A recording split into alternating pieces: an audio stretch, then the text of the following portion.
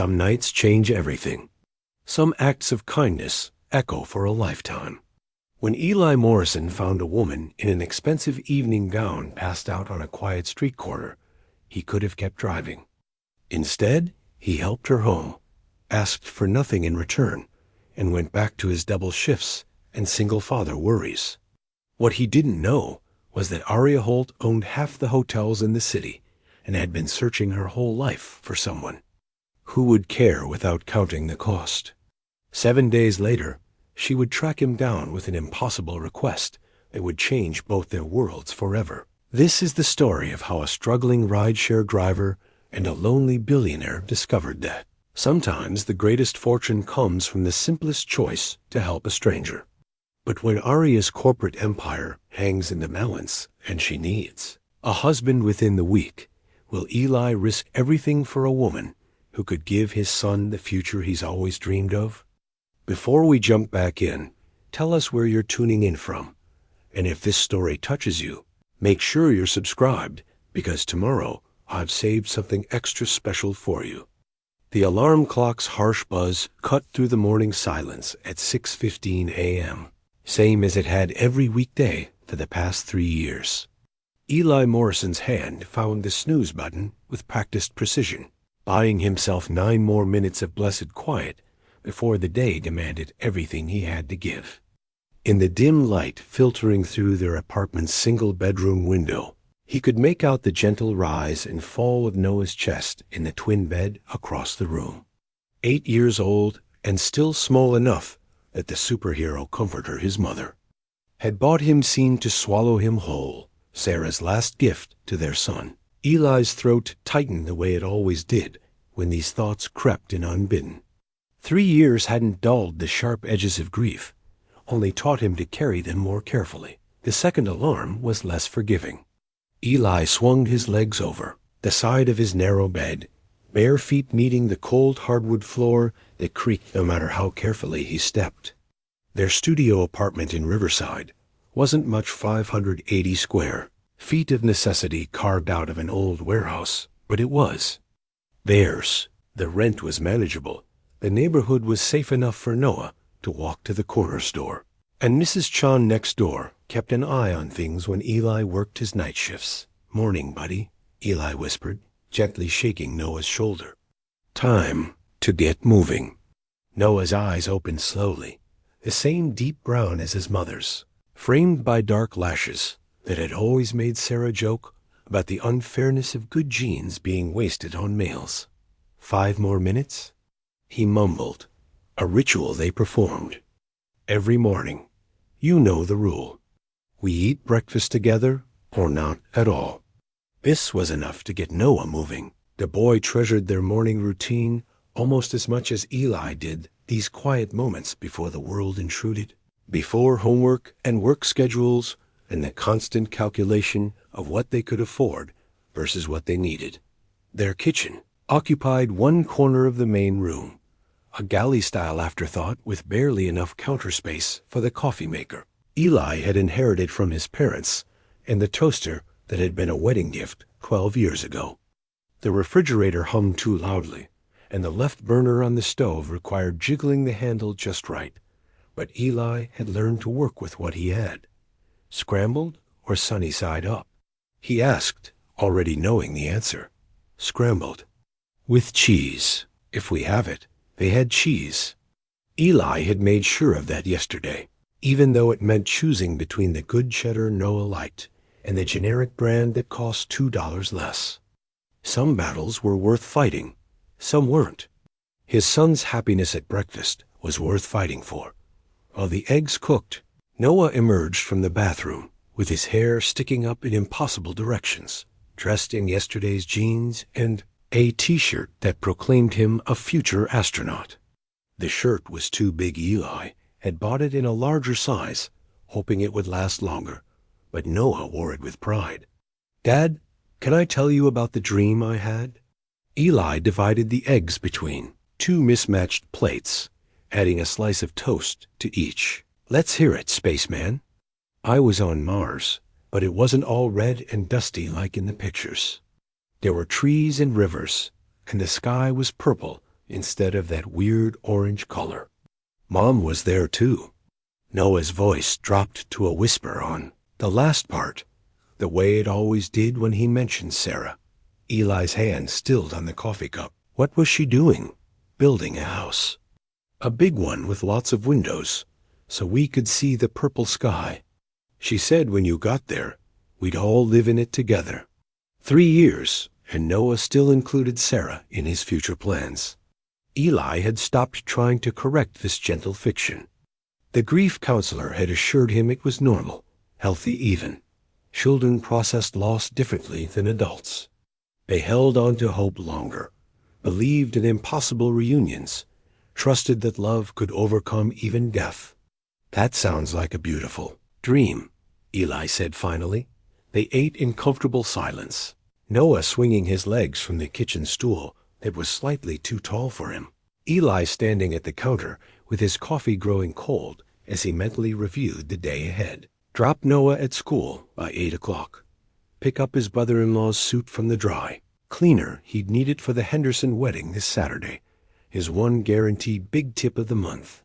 Grocery shopping with whatever was left from last night's fares. 3 hours of sleep if he was lucky before starting his evening shift. The mathematics of survival had become second nature. Every dollar earned, every expense weighed, every decision filtered through the lens of what was best for Noah. The private school tuition alone consumed 60% of Eli's income. But Riverside Elementary had been failing when Sarah died, and the boy deserved better than overcrowded classrooms and outdated textbooks. Dad? Noah's voice carried that particular tone that meant a serious question was coming. Yeah, buddy? Why do you look so tired all the time? Eli set down his coffee cup, considering his answer. Noah was too young for the full truth, the credit card, bills, the constant worry about car repairs. The way Eli's back ached from sleeping on a mattress that had seen better days 5 years ago. But he was also too smart for empty reassurances. I work hard so you can have good things, Eli said. Sometimes working hard means being tired, but you're always tired, even on Sundays. Sundays were supposed to be their day together. Eli tried to keep them sacred, no work unless absolutely necessary. But even then, he couldn't fully shut off the part of his brain that was always calculating, always planning, always worried about the next unexpected expense that would throw their careful budget into chaos. I'm not too tired for what matters, Eli said, ruffling Noah's hair. Speaking of which, don't forget you have that science project due Friday. The solar system model, I know. Noah's face lit up with the enthusiasm he reserved for anything involving space. Mrs. Patterson said I could use styrofoam balls, but I was thinking maybe we could make it more realistic. Like with proper scaling and orbital mechanics. At 8 years old, Noah used phrases like orbital mechanics with the same casual confidence other kids said video games. His teacher had mentioned gifted program testing, but that was a luxury for families who could afford the additional fees and transportation to the magnet school across town. We'll figure something out, Eli promised, though he was already calculating the cost of craft supplies against the electric bill that was due next week. They finished breakfast in their usual rush, Noah gathering his backpack and homework folder, while Eli packed the lunch that would need to last until dinner. Peanut butter and jelly again, but with the good grape jelly Noah preferred, an apple that wasn't quite as crisp as Eli would have liked, and a juice box that cost more per ounce. Then gasoline, but made his son smile. The walk to school was their second favorite part of the day. 8 blocks through a neighborhood that was slowly gentrifying, past the corner store where Mr. Kim always waved from behind bulletproof glass, past the community garden where elderly residents tended vegetables with the patience of people who understood that good things took time. Noah chattered about his upcoming science project, about the book he was reading about black holes, about his friend Marcus, who had gotten a new telescope for his birthday. Eli listened with half his attention, the other half cataloging the sounds of the neighborhood waking up delivery trucks, distant sirens, the rumble of the subway beneath their feet. Riverside Elementary sat at the end of a tree-lined street. That could have been beautiful if the trees weren't struggling and the building wasn't showing its age. Built in the 1960s, it had the institutional look of a place designed for efficiency rather than inspiration. But the teachers were dedicated. The principal knew every student's name, and Noah seemed happy there. "Remember, Mrs. Chun picks you up today," Eli said as they reached the school's front steps. "I'll be home by 7. "I know, Dad. We're going to work on my project, remember?" "Right, orbital mechanics." Noah grinned and gave Eli a quick hug before disappearing into the building with the easy confidence of a child who knew he was loved. Eli watched until the boy was safely inside, then began the long walk back to their apartment. The day stretched ahead of him with the familiar weight of routine. But as he walked, Eli found himself thinking about Noah's dream, the purple sky on Mars, the house with many windows, the impossible reunion that his son's heart still believed in. Maybe that was the difference between 8 and 32. At 8, you could still believe that love was stronger than loss, that family was permanent, that the people you needed would always find their way back to you. At 32, you knew better. But you also knew that believing in impossible things was sometimes the only way to get through the day. The crumpled business card in his wallet, the one he'd given to a stranger in an evening gown, seemed to whisper a possibility he couldn't quite name. But that was a story for another day, another chapter in a life that had already held more plot twists than seemed fair. For now, there was work to be done, bills to be paid, and a son who needed to know that even when the world felt uncertain, some things remained constant: love, dedication, the promise that no matter how tired his father got, Noah would always come first. The walk home took 20 minutes. By the time Eli reached their building, he was already thinking about the evening ahead, the strangers who would climb into his car, the stories they would or wouldn't tell, the tips that would determine whether Noah's science project would be made with premium materials or whatever they could scrape together from the dollar store. Some nights changed everything, but most nights were just another step in the long journey of doing whatever it took to give his son the future he deserved. Business card crinkled softly in his wallet as he climbed the stairs to their apartment. Soon, it would become something more than a forgotten gesture of kindness.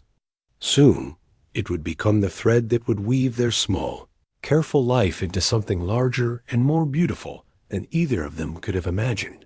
But for now, it was just another morning, another day, another chance to prove that love was enough to build a life on, even when that life felt held together with determination and hope. At 8 years old, Noah used phrases like orbital mechanics with the same casual confidence other kids said video games. His teacher had mentioned gifted program testing, but that was a luxury for families who could afford the additional fees and transportation to the magnet school across town. "We'll figure something out," Eli promised, though he was already calculating the cost of craft supplies against the electric bill that was due next week. They finished breakfast in their usual rush, Noah gathering his backpack and homework folder, while Eli packed a lunch that would need to last until dinner. Peanut butter and jelly again, but with the good grape jelly Noah preferred, an apple that wasn't quite as crisp as Eli would have liked, and a juice box that cost more per ounce than gasoline, but made his son smile. The walk to school was their second favorite part of the day. 8 blocks through a neighborhood that was slowly gentrifying, past the corner store where Mr. Pym always waved from behind bulletproof glass, past the community garden where elderly residents tended vegetables with the patience of people who understood that good things took time. Noah chattered about his upcoming science project, about the book he was reading about black holes, about his friend Marcus, who had gotten a new telescope for his birthday. Eli listened with half his attention, the other half cataloging the sounds of the neighborhood waking up delivery trucks, distant sirens, the rumble of the subway beneath their feet. Riverside Elementary sat at the end of a tree-lined street. That could have been beautiful if the trees weren't struggling and the building wasn't showing its age. Built in the 1960s, it had the institutional look of a place designed for efficiency rather than inspiration. But the teachers were dedicated. The principal knew every student's name, and Noah seemed happy there. "Remember, Mrs. Chun picks you up today," Eli said as they reached the school's front steps. "I'll be home by 7. "I know, Dad. We're going to work on my project, remember?" "Right, orbital mechanics." Noah grinned and gave Eli a quick hug before disappearing into the building with the easy confidence of a child who knew he was loved. Eli watched until the boy was safely inside, then began the long walk back to their apartment. The day stretched ahead of him with the familiar weight of routine. But as he walked, Eli found himself thinking about Noah's dream, the purple sky on Mars, the house with many windows, the impossible reunion that his son's heart still believed in. Maybe that was the difference between 8 and 32. At 8, you could still believe that love was stronger than loss, that family was permanent, that the people you needed would always find their way back to you. At 32, you knew better. But you also knew that believing in impossible things was sometimes the only way to get through the day. The crumpled business card in his wallet, the one he'd given to a stranger in an evening gown, seemed to whisper a possibility he couldn't quite name. But that was a story for another day, another chapter in a life that had already held more plot twists than seemed fair.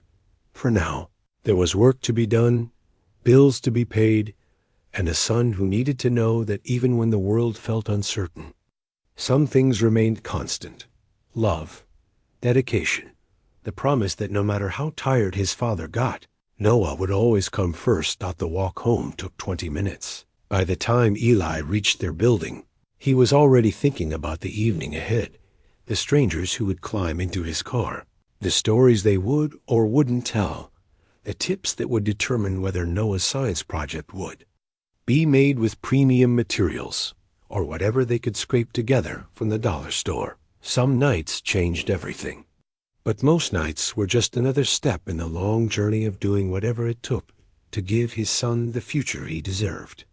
Business card crinkled softly in his wallet as he climbed the stairs to their apartment. Soon, it would become something more than a forgotten gesture of kindness. Soon, it would become the thread that would weave their small, careful life into something larger and more beautiful than either of them could have imagined.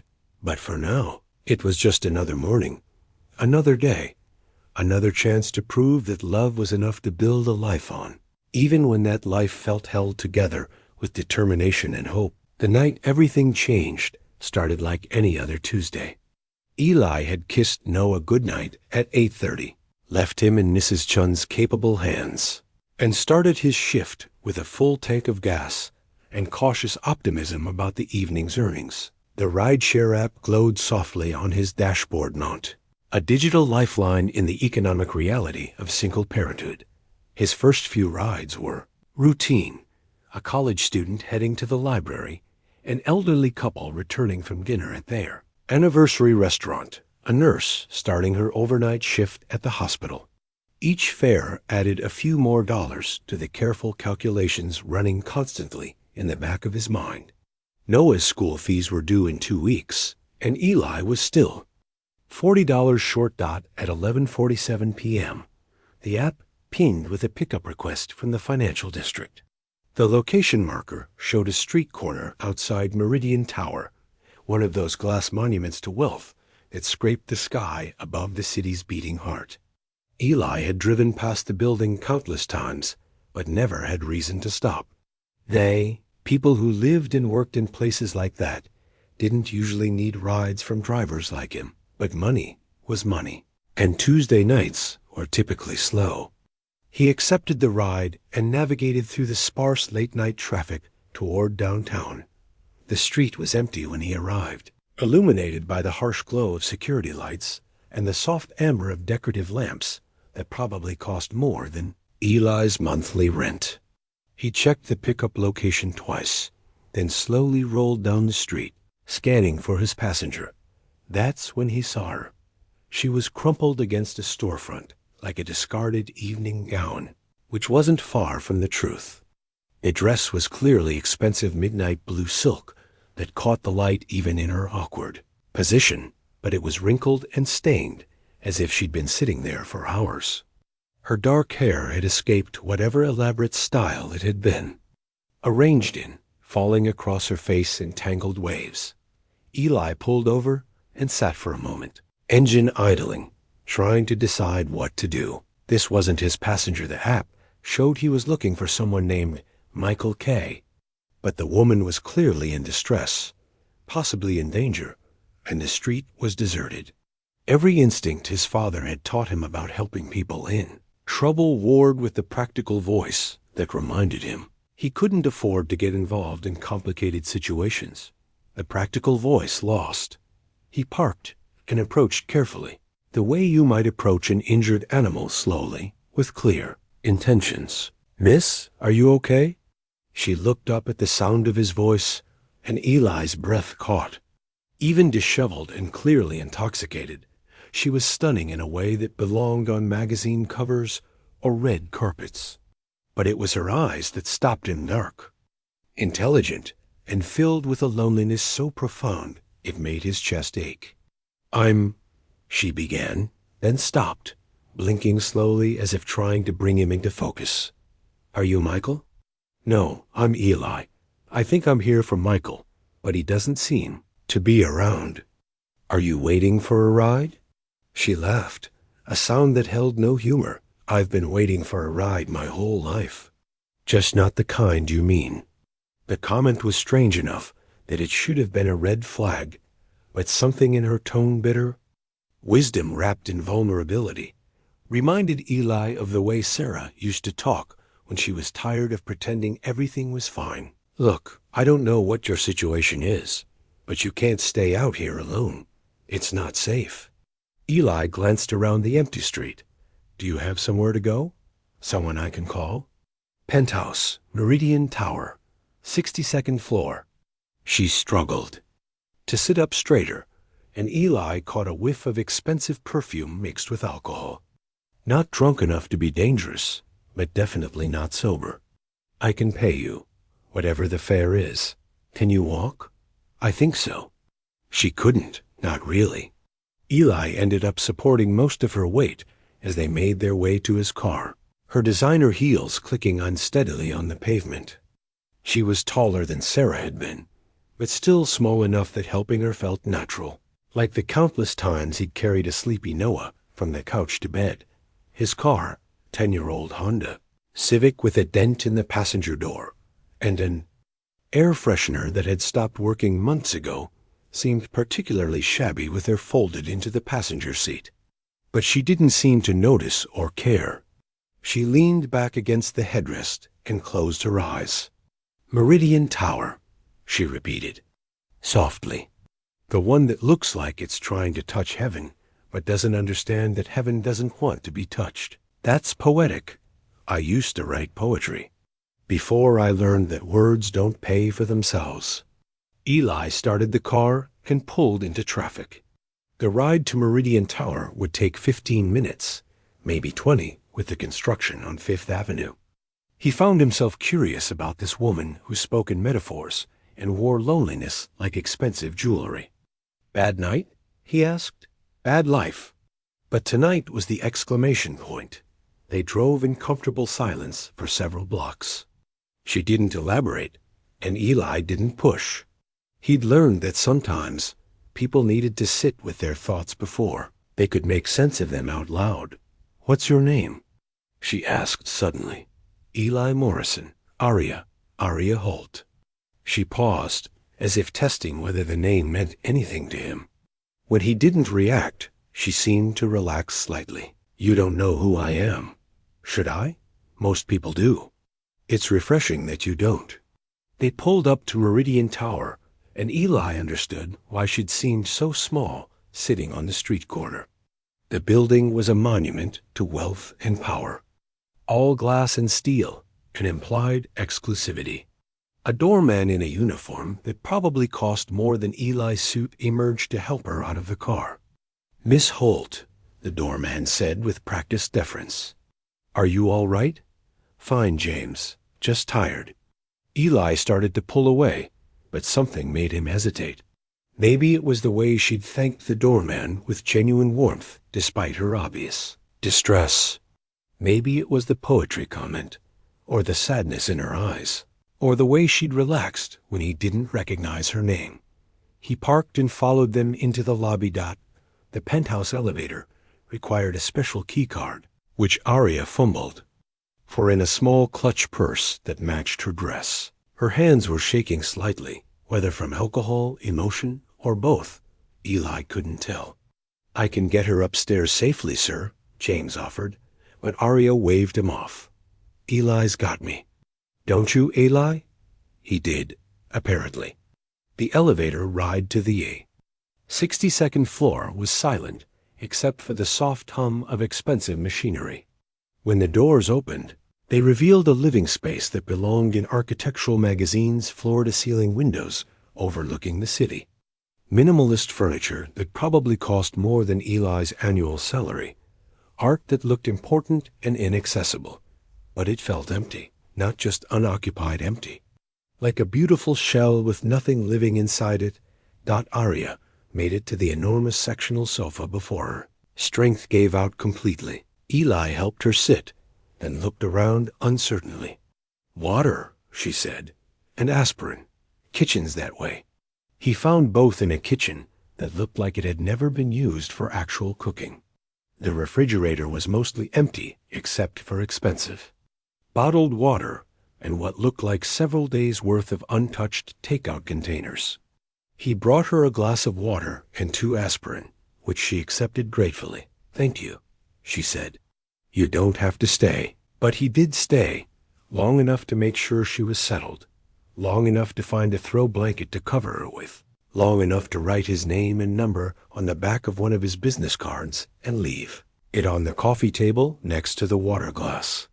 "Just in case," he said. She was already half asleep when he let himself out, trusting that James would ensure the door locked behind him. The elevator ride down felt like returning to reality from a strange dream. Back in his car, Eli sat for a moment in the shadow of Meridian Tower and thought about the contrast between Aria's penthouse and his studio apartment. 2 people, 2 worlds, one brief intersection on a Tuesday night when loneliness had trumped common sense. His phone buzzed with another ride request. A college student heading home from the library, back to the real world of ordinary people with ordinary people. But as he drove away, Eli found himself thinking about the diamond earring he'd noticed on his passenger seat. Delicate, expensive, probably worth more than he made in a month. She must have lost it during the ride, a small piece of her world left behind in his. He'd return it tomorrow, he decided. It was the right thing to do. The card with his number lay on Aria Holt's coffee table like a bridge between worlds, waiting for someone brave enough to cross it. Neither of them could have known that by morning, that small piece of cardboard would become the foundation for something that would change both their lives forever. Some nights, after all, really do change everything. Aria woke to sunlight streaming through floor-to-ceiling windows and a headache that felt like divine punishment. The throw blanket that covered her was soft and unfamiliar cashmere, probably, though she couldn't remember buying it. Her evening gown from the charity auction was wrinkled beyond salvation, and her mouth tasted like regret and expensive wine. The events of the previous night came back in fragments.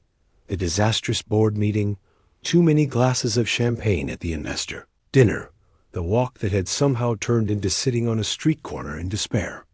And then a kind voice, gentle hands helping her to safety, water and aspirin left within reach like small mercies.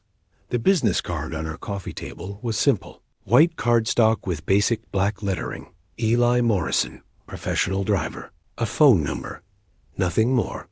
But something about its simplicity, its complete lack of pretension, made her chest tight with emotion she couldn't name. She picked up the card with trembling fingers, studying the slightly smudged ink as if it might reveal secrets about the man who had helped her without asking for anything in return. In her world, every kindness came with a price tag. Every gesture had an agenda. But Eli Morrison had simply done what was right and disappeared back into the night. The penthouse felt more oppressive than usual that morning. 60 floors above the city, surrounded by the finest things money could buy, Aria had never felt more isolated.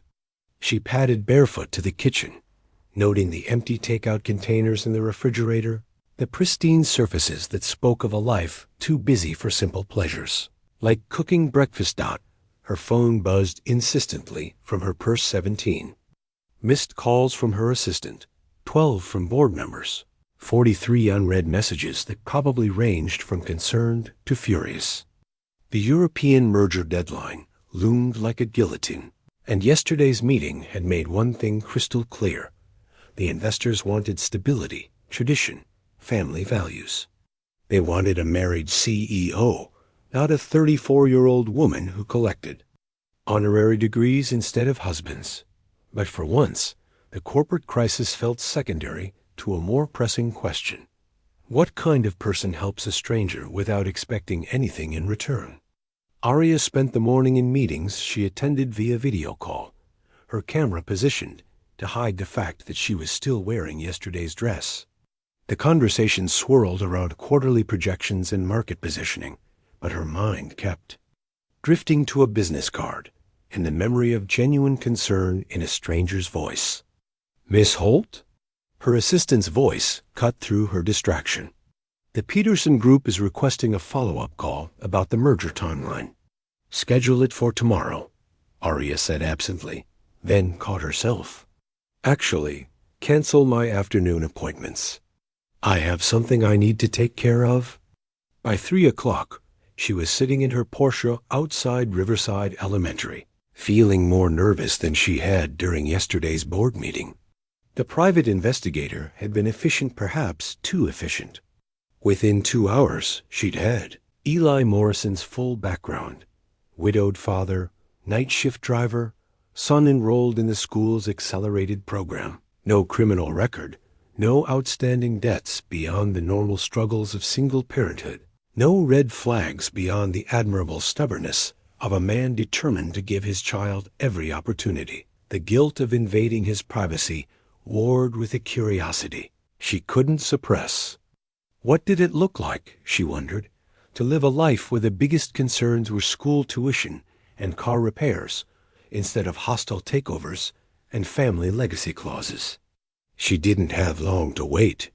At 3:15, Eli emerged from the school building. With a boy who could only be Noah, the same dark eyes, the same easy smile, the careful way they walked together that spoke of a deep bond forged by circumstance and choice. The boy was chattering excitedly about something, gesturing with the enthusiasm of childhood, and Eli listened with the kind of focused attention that seemed increasingly rare in her world. Watching them together, Aria felt something crack open in her chest. This was what family looked like when it wasn't a corporate strategy or a publicity opportunity. This was love in its simplest, purest form: a father who worked double shifts to afford his son's education, a child who clearly adored the man, who'd chosen to put him first in every decision. They walked past her car without noticing her, heading toward a small restaurant with hand-painted signs in both English and what looked like Chinese characters. Through the window, she watched them settle into a booth, Noah spreading homework across the table, while Eli helped him with what appeared to be math problems. The scene was so domestic, so quietly beautiful, that Aria felt like an intruder just observing it. The coffee-stained napkin with Eli's address felt like evidence of her stalking when she pulled it from her purse. The investigator had been thorough home. Address, work schedule, even the detail about Mrs. Chon next door, who watched Noah during Eli's evening shifts. Information that felt invasive now that she'd seen them together, seen the careful world they'd built from love and determination. Aria started her car and drove away before they finished dinner, guilt churning in her stomach. What was she doing? Following a man who'd shown her simple human kindness, invading his privacy, Watching his child? In her world, this kind of behavior was called due diligence. In the real world, it was called stalking. But she couldn't stop thinking about the way Eli had covered her with a blanket, the way he'd left water and aspirin within reach, the way he'd simply helped without asking questions or expecting explanations. In 34 years, how many people had shown her that kind of uncomplicated kindness? She could count them on one hand. Back in her penthouse that evening, Aria stood at her wall of windows, looking down at the city lights and thinking about the conversation she'd overheard through the restaurant window. Something about a science, project, materials they needed to buy, careful calculations about what they could afford. Noah's excited chatter about orbital mechanics and his dreams of becoming an astronaut got the business card sat on her coffee table like an accusation. She'd kept it there all day, unable to throw it away, but equally unable to use it. What would she say? "Thank you for helping me. And by the way, I've been researching your entire life."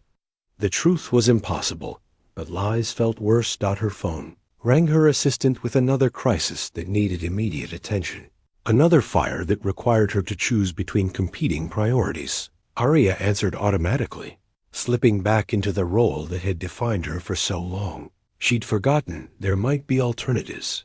But as she talked through acquisition strategies and risk assessments, part of her mind remained fixed on a simple question that had no corporate-approved answer. What would it feel like to live a life where kindness was more important than profit, where family was defined by love rather than stock options, where helping a stranger didn't require a cost-benefit analysis?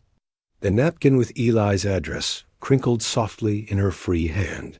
Tomorrow, she promised herself. Tomorrow, she would find the courage to cross the distance between their worlds and discover what happened when genuine gratitude met unexpected kindness. The city glittered below. Her penthouse windows, millions of lights representing millions of lives she'd never touched, stories she'd never heard, connections she'd never made. But somewhere in that vast constellation of humanity, a father was tucking his son into bed and maybe, just maybe, thinking about the strange woman he'd helped. On a Tuesday night, some bridges, Aria was learning, required more courage to cross than others. The guilt lasted exactly 18 hours. By Thursday evening, curiosity had evolved into something more dangerous, a genuine desire to understand how people lived when their decisions weren't filtered through corporate lawyers and public relations specialists. Aria found herself parked across from Chun's family restaurant again, watching through windows fogged with the steam of home cooking as Eli and Noah shared what appeared to be their regular Thursday night dinner. The restaurant was exactly the kind of place she'd never noticed before family owned, with mismatched chairs and photographs of satisfied customers covering every available wall space. The kind of establishment that survived on loyalty rather than marketing budgets, where the menu was written in 2 languages and the staff treated regulars like extended family. Through the window, she could see Noah working on homework while Eli helped when he wasn't distracted by his own meal. There was an ease to their interaction that spoke of countless similar evenings, a routine built around the simple pleasure of being together after a long day. When Noah laughed at something his father said, the sound was audible even through that glass-pure, unguarded joy that seemed to light up the entire restaurant. Not Mrs. Chun. She had to be Mrs. Chun, based on the way she fussed over Noah like a grandmother brought them tea without being asked and ruffled the boy's hair with casual affection. The gesture was so naturally maternal that Aria felt a sharp pang of recognition. This was what family looked like. When it wasn't performance art. She was so absorbed in observing their dinner that she almost missed their departure. Eli and Noah emerged from the restaurant with takeout containers, probably tomorrow's lunch. Based on the careful way, Eli tucked them into a worn messenger bag and began walking toward what Aria now knew was their apartment building 6 blocks away. Following them felt like crossing a line she couldn't uncross. But the alternative was returning to her penthouse and spending.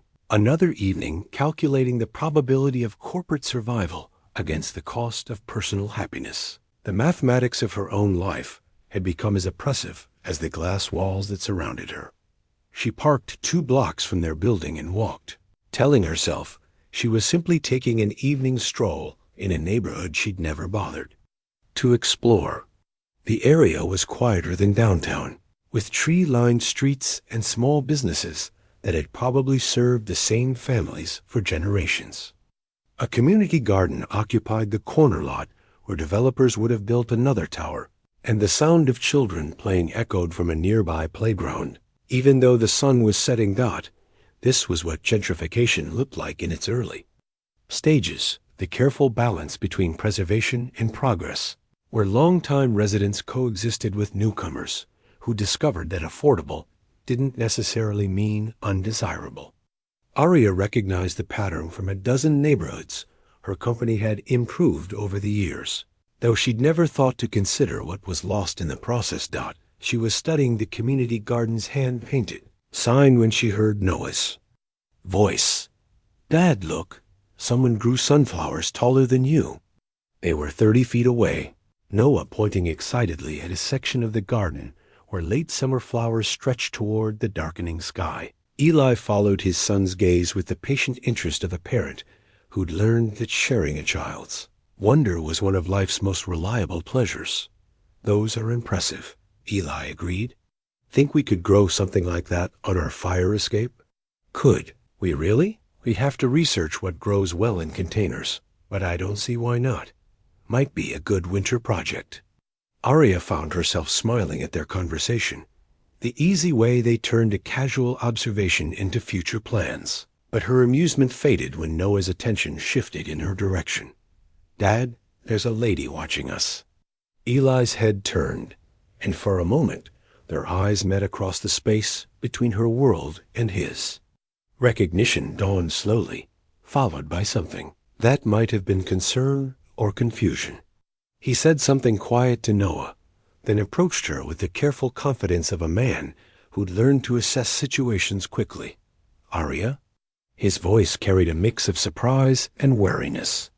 "Are you all right?" The question was so genuine, so completely focused on her well-being, rather than the strangeness of encountering her on his neighborhood street, that Aria felt tears prick at the corners of her eyes. When was the last time someone had asked if she was all right and actually waited for an answer? She struggled for words that wouldn't sound like the corporate speak that had become her default language. "I wanted to thank you for Tuesday night and to return this." She held out his diamond earring, which she'd kept in her purse like a talisman.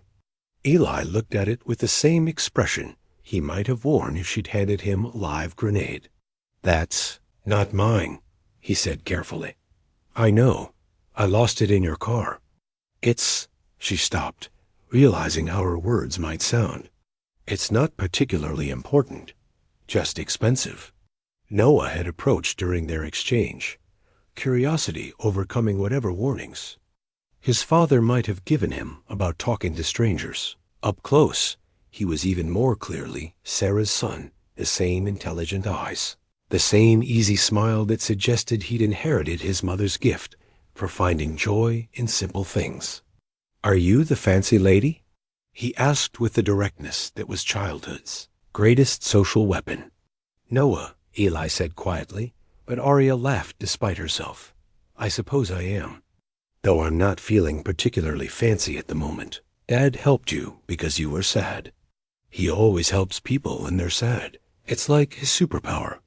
The comment hit Aria with unexpected force. In her world, helping others was a strategic decision, a calculated risk assessed against potential benefits.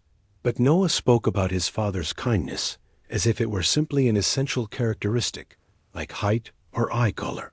"That's a good superpower to have," Aria said softly. "The best," Noah agreed with 8-year-old certainty. They stood in comfortable silence for a moment, 3 people from different worlds brought together by chance and kindness. Then Eli cleared his throat. "We should probably get home. School night." Of course. Aria stepped back, recognizing dismissal when she heard it. Thank you again. For everything. She was turning to leave when Noah spoke up. You could come see our fire escape garden when we plant it, if you want.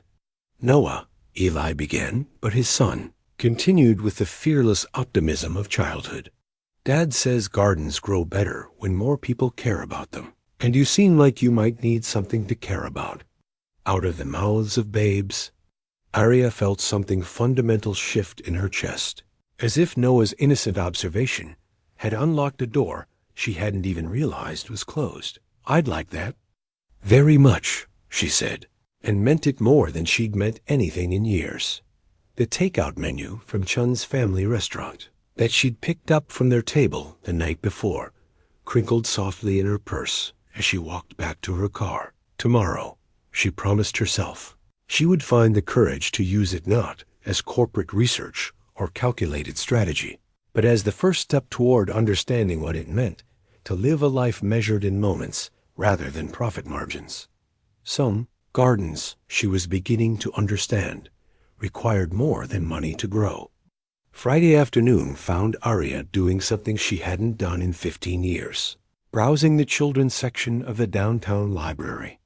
She felt conspicuous among the families with young children, overdressed in her tailored suit and heels that clicked too loudly on the worn linoleum floors. But Noah's comment about orbital mechanics had stuck with her, and if she was going to accidentally encounter them again, she wanted to be prepared. The astronomy section was smaller than she'd expected, but filled with books that bore the gentle wear of many small hands.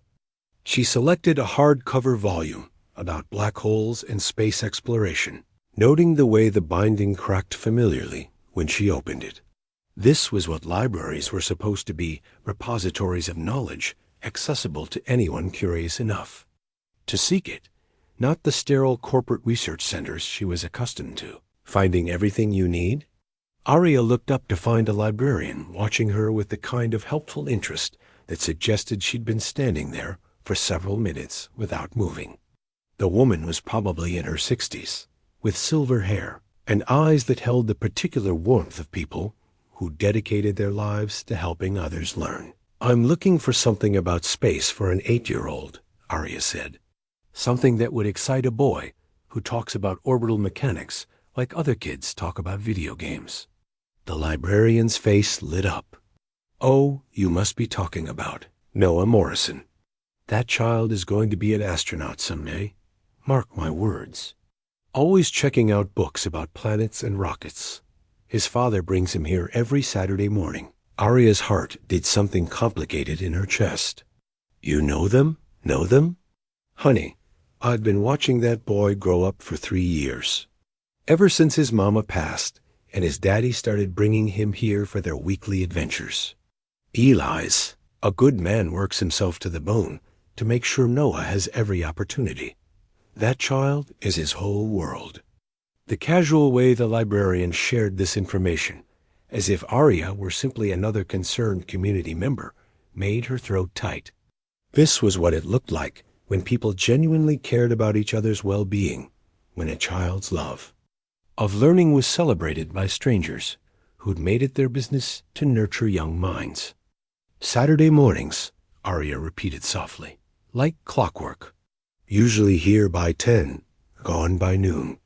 Noah picks out books about space. Eli finds something about parenting or home repair. Sweet tradition. The librarian selected a book from the shelf and handed it to Aria. This one's new, just came in last week. Beautiful photographs of the nebulae. Aria accepted the book with hands that trembled slightly. The cover showed swirling colors against the deep black of space, cosmic clouds that looked like celestial art. It was exactly the kind of thing that would make Noah's eyes light up with wonder. Thank you, she managed. You're welcome, dear. Always nice to see adults taking an interest in fostering a child's curiosity. The world needs more of that.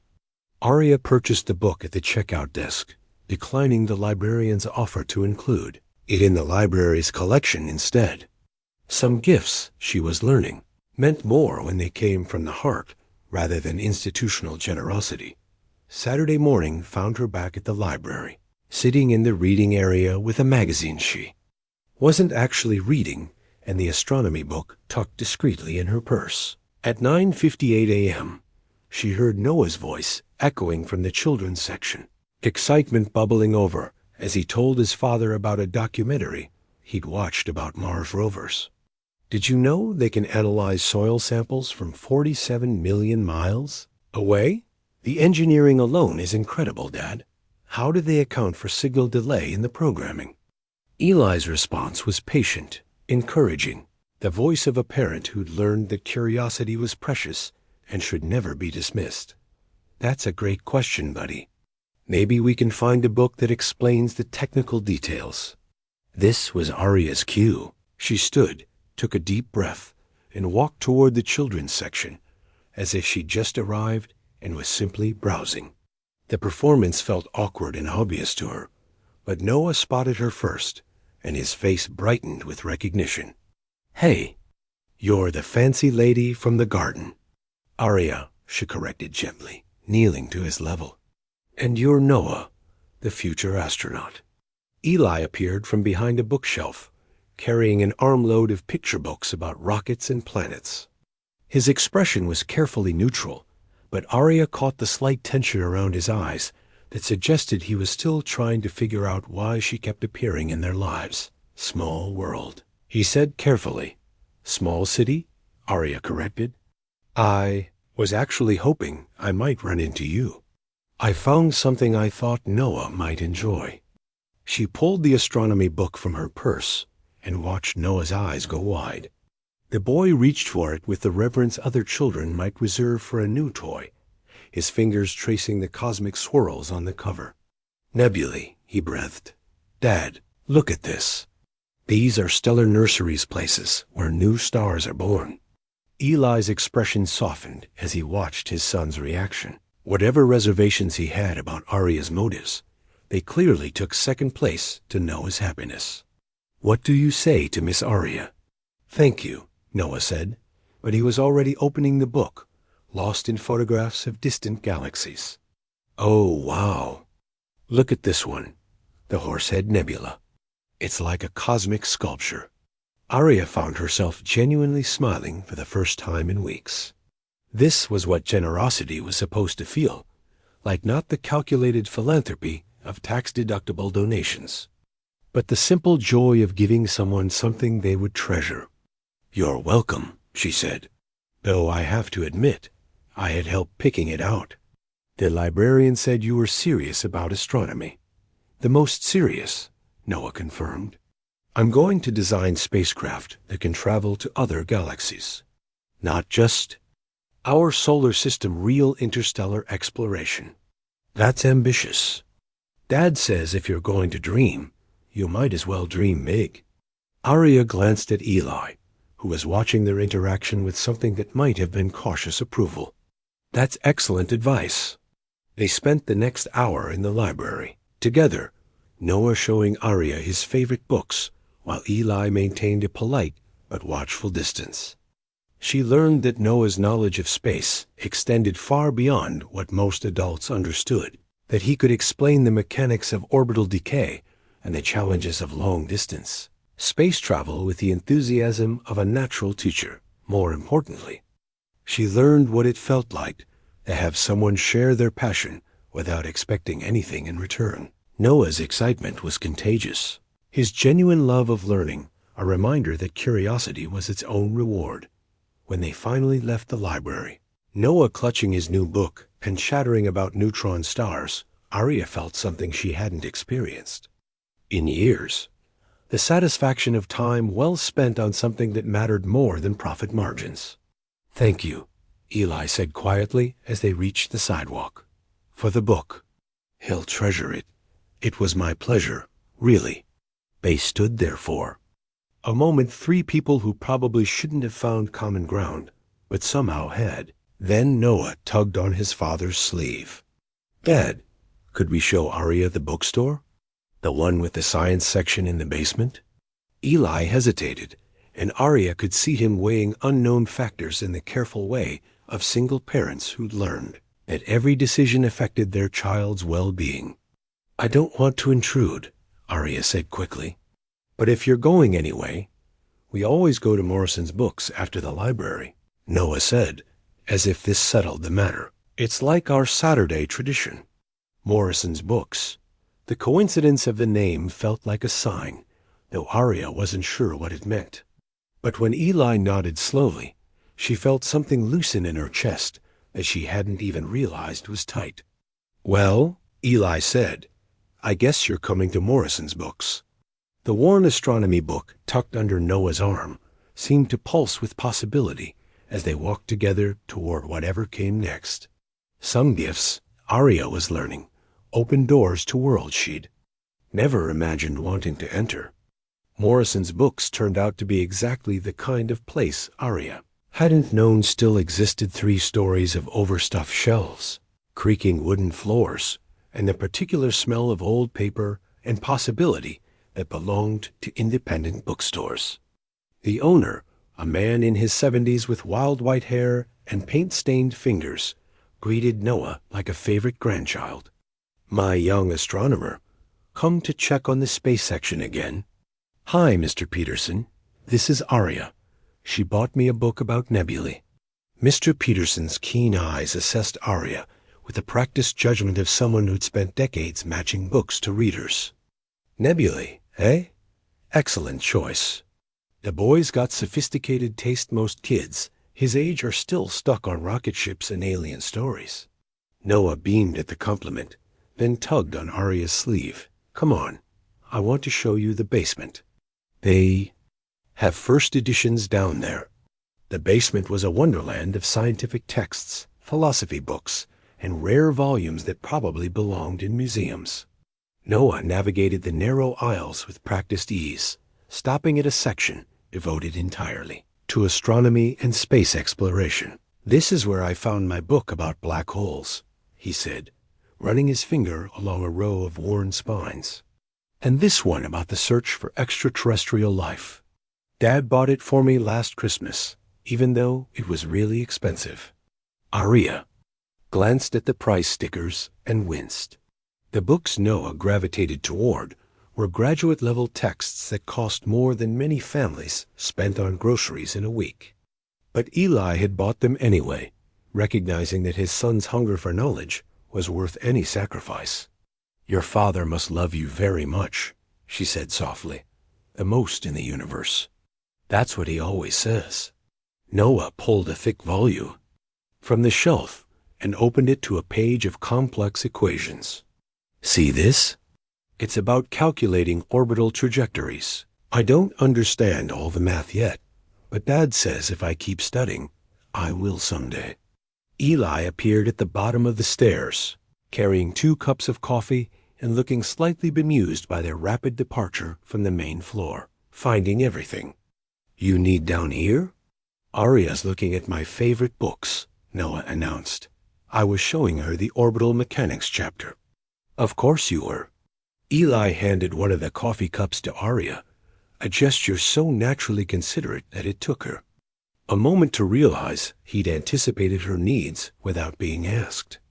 Fair warning, once Noah starts talking about orbital mechanics, it's hard to get him to stop. "I don't mind," Aria said, accepting the coffee gratefully. "It's refreshing to meet someone so passionate about their interests." They spent another hour in the basement, Noah explaining various concepts with the enthusiasm of a natural teacher, while Eli and Aria listened with the shared appreciation of adults watching a child discover the world. When Noah finally exhausted his repertoire of space facts, they climbed back to the main floor where Mr. Peterson was ringing up customers with the unhurried efficiency of someone who viewed bookselling as a calling rather than a business. "Find what you were looking for?" he asked Noah. "Not looking, just showing." Aria liked the orbital mechanics book. "Ah, a woman of discerning taste." Mr. Peterson winked at Aria. "Most people think astronomy is just pretty pictures of planets. Takes a special mind to appreciate the mathematics of celestial motion." Aria felt heat rise in her cheeks. "I'm still learning." "We all are, dear." That's the beauty of it. Outside the bookstore, they paused on the sidewalk, as if none of them quite wanted to end their unexpected morning together. Noah clutched his new astronomy book with one hand and tugged on his father's sleeve with the other. "Dad, could we show Aria the park? The one with the good bench for looking at clouds?" Eli checked his watch, and Aria could see him calculating time against responsibilities. It was only noon, but she suspected his Saturdays were as carefully scheduled as his weekdays' time with Noah, balanced against household chores, errands, and the 1,000 small tasks that single parenthood demanded. "If Aria doesn't mind," he sighed carefully. "I'd love to see the park," Aria said, surprising herself with how much she meant it. Riverside Park was a small green space carved out between apartment buildings, with mature trees that provided shade and playground equipment. That had seen better days, but was obviously well loved. Noah led them to a bench that offered a clear view of the sky, then settled between them with his astronomy book open on his lap. "This is where we come to watch for airplanes," he explained to Aria. "Dad taught me how to tell the difference between commercial jets and private planes by their flight patterns." "That sounds complicated." "Not really. Commercial flights follow specific corridors and altitudes. Private planes have more flexibility in their routes." Noah pointed to a distant speck moving across the sky. "See that one? Too small to be commercial, and it's flying too low for the normal approach pattern to the airport." Aria watched the plane with new appreciation, seeing it through Noah's eyes as a mathematical problem solved by engineering and physics, rather than simply another intrusion on the silence. This was what it meant to see the world through the lens of genuine curiosity. Every phenomenon became a puzzle worth solving, every observation a chance to learn something new. "You're going to make an excellent scientist," she told Noah. "That's what Mom used to say." The words came out matter-of-factly, without the careful sadness that usually accompanied references to loss. She said the best scientists are the ones who never stop asking questions. Eli's face softened at the mention of Sarah, and Aria caught a glimpse of the grief he carried so carefully that it rarely showed. 3 years wasn't long enough to stop missing someone, especially when that someone lived on in their child's curiosity and dreams. "She sounds like she was a wise woman," Aria said. "The wisest," Eli confirmed. She would have loved watching Noah discover the world like this. They sat in comfortable silence for a while, watching clouds drift across the autumn sky, while Noah identified different aircraft and explained their probable destinations. The afternoon had a dreamlike quality that made Aria forget about merger deadlines and corporate obligations. Here, time moved at the pace of conversation and shared wonder rather than calendar notifications and profit projections. When Noah spotted a small photo booth near the playground, his excitement was immediate and infectious. "Dad, can we take pictures?" Aria could be in them too. Eli looked uncertain, but Aria found herself nodding before he could object. "That sounds like fun." The photo booth was older than Noah, with a curtain that didn't quite close and a bench that required creative positioning to fit 3 people. But as the camera counted down from 5, something magical happened. Noah made bunny ears behind his father's head. Eli crossed his eyes dramatically, and Aria found herself laughing so hard she forgot to pose. The strip of 4 photos that emerged showed 3 people in various stages of silliness. Noah grinning proudly, Eli looking years younger than his worry line suggested, and Aria with an expression of pure joy she hadn't seen on her own face in longer than she could remember. "Can I keep these?" Noah asked, clutching the photo strip. "Of course," Aria said. "But maybe we could make copies sometime. I'd like to have one too." As they walked back toward their respective cars, the photo strip tucked safely in Noah's pocket seemed to represent something important, proof that joy could be spontaneous. That connection could happen between the most unlikely people, that sometimes the best moments were the ones you never planned. "Thank you," Eli said, as they reached the street corner where they would part ways for today. Noah's been happier these past few weeks than I've seen him in a long time. Thank you for letting me share it, Aria replied. I can't remember the last time I spent a day just enjoying myself. The photo booth strip crinkled softly in Noah's pocket as they said their goodbyes. 4 pictures that captured the moment when 3 separate lives began weaving themselves into something that might, with time and courage, become a family. Monday morning shattered Aria's newfound peace like a hammer through glass. She walked into the boardroom of Holt Industries to find 12 faces arranged around the mahogany table like a tribunal, each expression carefully neutral in the way that preceded corporate executions. Aria, her father's former business partner, Harrison Webb, didn't bother with pleasantries. At 73, he'd lost patience with social niceties decades ago. We need to discuss the European merger. The merger contract lay open on the table before her. 847 pages of legal language that would either secure her company's future or sign its death warrant. Aria had spent the weekend thinking about astronomy books and photo booths, but the reality of her situation crashed back with crushing force.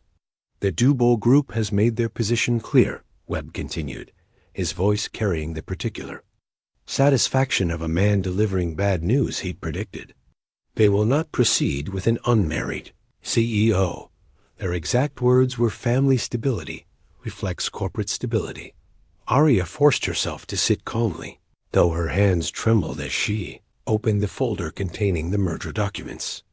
That's illegal discrimination, not in their jurisdiction, said Patricia Chun, the company's lead counsel and no relation to Noah's kindly neighbor.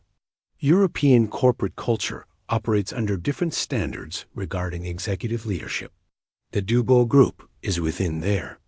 Rights to consider personal stability as a factor in long-term partnerships. Personal stability. Aria tasted the bitter irony of the phrase. She'd spent 15 years building this company, turning her father's modest hotel chain into a global hospitality empire. But apparently, none of that mattered without a husband to legitimize her success in the eyes of old European money. The deadline stands, Webb said with finality. They need confirmation of your marital status within 7 days, or they're withdrawing their offer. 7 days. Aria stared at the contract until the words blurred together, thinking about the impossible mathematics of her situation. Without the European merger, Holt Industries would remain vulnerable to the hostile takeover that Webb's faction had been orchestrating for months. With it, she'd retain control of her father's legacy and secure the jobs of 800 employees who depended on her leadership. There must be alternatives, she said finally. None that don't involve substantial financial losses and the probable dissolution of the company within 18 months. Webb's tone suggested he'd run the numbers multiple times and found them wanting. Unless you have a candidate in mind. The meeting dragged on for another hour, each option explored and discarded with the systematic thoroughness of corporate strategists who understood that sentiment was a luxury they couldn't afford. By the time the board members filed out, Aria felt like she'd been hollowed out and refilled with cold calculation. She sat alone in the boardroom afterward, staring at the merger contract that represented everything she'd worked for and everything she was about to lose. 7 days to find a husband or watch her father's legacy crumble under the weight of institutional sexism disguised as business prudence. The photo strip from Saturday was in her purse. 4 pictures of spontaneous joy that now seemed to belong to someone else's life. She pulled it out and studied the images. Noah's delighted grin, Eli's unguarded laughter, her own face transformed by genuine happiness. In the space of a weekend, she'd discovered what it felt like to live without constant calculation, to make decisions based on joy rather than profit projections. Now that brief freedom felt like a cruel joke. Her phone buzzed with a text from Viave, her assistant. Dubois Group requesting conference call to discuss timeline. Should I schedule? Aria stared at the message until the screen went dark, then gathered the merger documents and walked to her office. The view from the 42nd floor showed the city spread out below like a circuit board. Millions of lights representing millions of lives she'd never touch. Somewhere in that vast constellation, Eli was probably picking Noah up from school, helping with homework, making dinner plans that didn't require a board of directors' approval. The irony wasn't lost on her. She'd spent the weekend learning what it meant to be part of a family, only to discover that she needed a family to save the company that had consumed her entire adult life. By Thursday, the pressure had become unbearable. 3 more board meetings, 2 conference calls with European lawyers, and countless strategy sessions had failed to produce any alternative to the marriage requirement. Aria found herself thinking about Eli's kindness, Noah's unguarded enthusiasm, the way they'd included her in their world without expecting anything in return, which made what she was about to do even more unconscionable. She drove to Riverside after dark, her Porsche looking conspicuously expensive among the modest cars parked on the residential street. The apartment building was exactly as she'd imagined: solid, working class, the kind of place where people made do with what they had and found ways to be happy anyway. Mrs. Chong answered her knock with the wariness of someone who'd learned to be cautious about strangers at the door. But when Aria explained who she was, the elderly woman's face brightened with recognition. "Oh, you're the lady from the library. Noah hasn't stopped talking about you all week." The guilt hit Aria like a physical blow. Noah had been talking about her, probably with the innocent excitement of a child who'd found a new friend. And here she was, about to use that trust for her own desperate purposes. "Is Eli home? Just got back from his shift? Let me get him." Eli appeared in the doorway, looking tired but pleased to see her. He was still wearing his rideshare company polo shirt, and there were lines around his eyes that spoke of long nights and constant worry. When he smiled, though, years seemed to fall away. "Aria, this is a surprise." "I need to talk to you," she said. "It's important." He invited her in, apologizing for the apartment's modest size, as if she were a guest rather than an intruder. Noah emerged from the bedroom in pajamas, covered with rocket ships, his face lighting up when he saw her. "Aria, did you come to see my science project? I used some of the pictures from the book you gave me." The project was impressive a scale, model of the solar system with handwritten cards explaining orbital mechanics and gravitational relationships. Noah had clearly spent hours on it, and the pride in his work was evident in every carefully positioned planet. "It's beautiful," Aria said, and meant it. "Your teacher is going to be very impressed." Dad helped with the math, but I did all the research myself. Eli ruffled his son's hair with casual affection. "Bedtime, spaceman. School tomorrow. Can Aria read me a story, please?" The request was so innocent, so trusting, that Aria felt tears prick at the corners of her eyes. "I'd love to," she managed. The bedtime story was from one of Noah's astronomy books, a simplified explanation of how stars were born and died in the cosmic recycling that made new worlds possible. Noah listened with rapt attention, asking questions. That demonstrated his sophisticated understanding of concepts that would challenge most adults. "When I'm an astronaut," he said as Aria closed the book, "I'm going to name a star after you, and one after Dad, and one after Mom, so she can watch over us from space." Aria's throat tightened. "That's a beautiful idea. You'll still be our friend then, right? Even when I'm in space?" "Always," Aria promised, hoping it wasn't a lie. After Noah was asleep, Eli made coffee, and they sat at his small kitchen table while Aria struggled to find words for what she needed to say. The merger contract was in her purse, along with the photo strip that represented everything she was about to destroy. "I need your help," she said finally, "and I hate myself for asking." Eli's expression grew serious.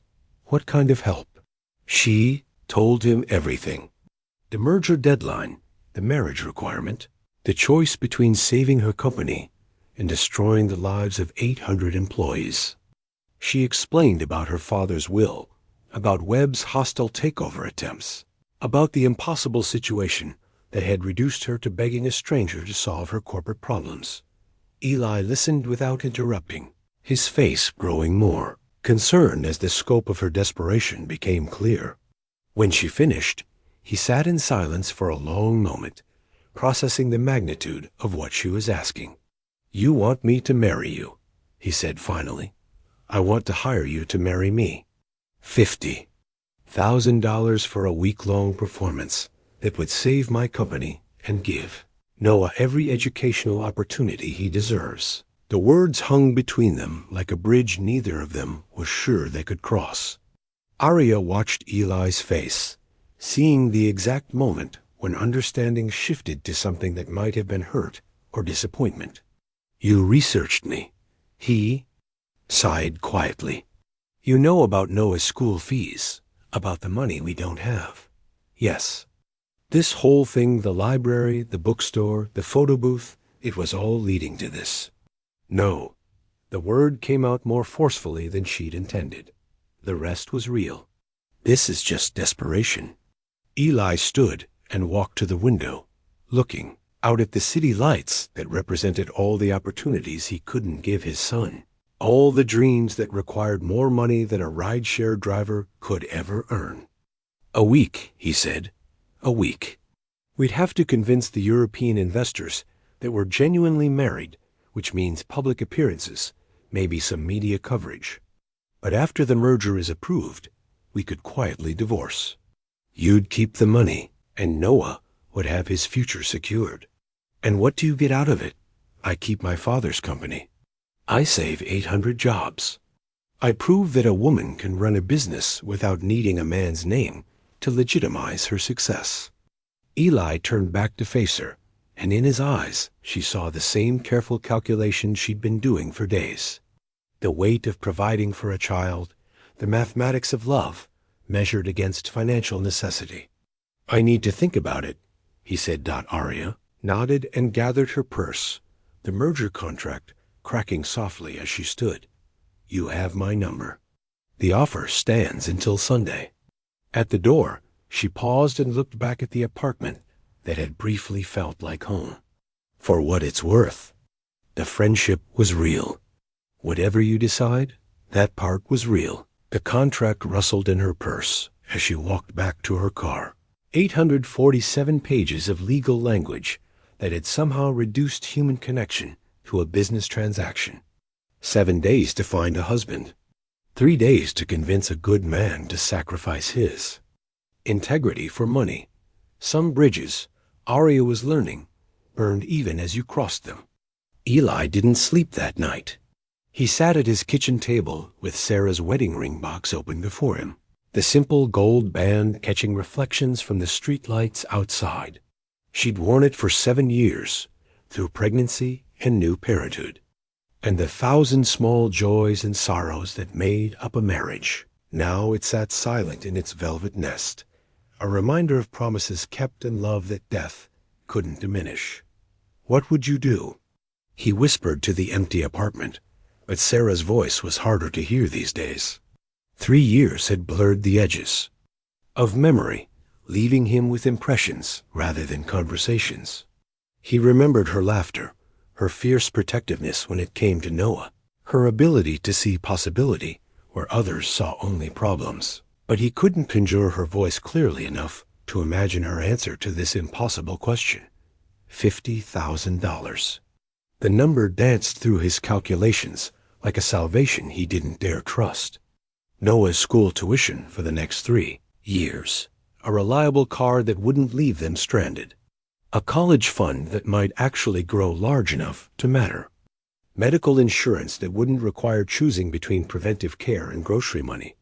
But at what cost? By morning, he'd made a list of pros and cons that read like an ethical philosophy exercise. On one side, financial security, Noah's future, the chance to help someone who'd shown them genuine kindness. On the other, the commodification of marriage, the lie they'd have to live, the risk of exposing Noah to a world where relationships were transactions rather than bonds. Mrs. Chun knocked on his door at 7 a.m. with a thermos of tea and the intuitive understanding of someone who'd been watching over their family long enough to recognize a crisis. "You look terrible," she said without preamble, settling into his kitchen chair as if she belonged there. Which, in many ways, she did. "Didn't sleep much. Want to talk about it?" Eli found himself telling her everything: Aria's proposal, the money, the impossible choice between pride and practicality. Mrs. Chun listened with the patience of someone who'd raised 4 children and buried 2 husbands, her weathered hands wrapped around her teacup as she absorbed the complexity of his situation. "This woman," she said finally, "you care about her. It's complicated. Love usually is." Mrs. Chun's eyes held the particular wisdom of people who'd learned that simple answers rarely solved complex problems. The question isn't whether you care about her. The question is whether you trust her. Trust. Eli thought about Aria's vulnerability that first night, her genuine delight in Noah's enthusiasm, the way she'd laughed in the photo booth without self-consciousness. Against that, he weighed her research into his life, her calculated approach to solving her corporate problems, the fact that she'd waited until desperation forced her hand before revealing her true situation. "I don't know," he admitted. "Then you have your answer. Marriage, even pretend marriage, requires trust. Without it, you're just 2 people lying to the world and each other." But as Mrs. Chun left and Eli prepared for another day of managing their careful routine, he couldn't shake the memory of Aria's face when she'd asked for his help. Beneath the corporate composure, he'd seen genuine anguish, not just at her professional crisis, but at the position she'd been forced into by circumstances beyond her control. Friday brought a phone call that changed everything. "Mr. Morrison, this is Principal Martinez from Riverside Elementary. I'm calling about Noah's placement in our gifted program." Eli's heart jumped. They'd been waiting for months to hear about Noah's test results, hoping for admission to the accelerated track. That would better serve his son's remarkable intellect. "Noah qualified," Principal Martinez continued, "but I'm afraid there's been a funding cut. The district can no longer subsidize the program materials and field trips. The additional cost would be $300 per month." $300. In Eli's careful budget, it might as well have been $3,000. He thanked Principal Martinez and hung up, staring at the wall where Noah's rocket ship drawings were taped in careful rows.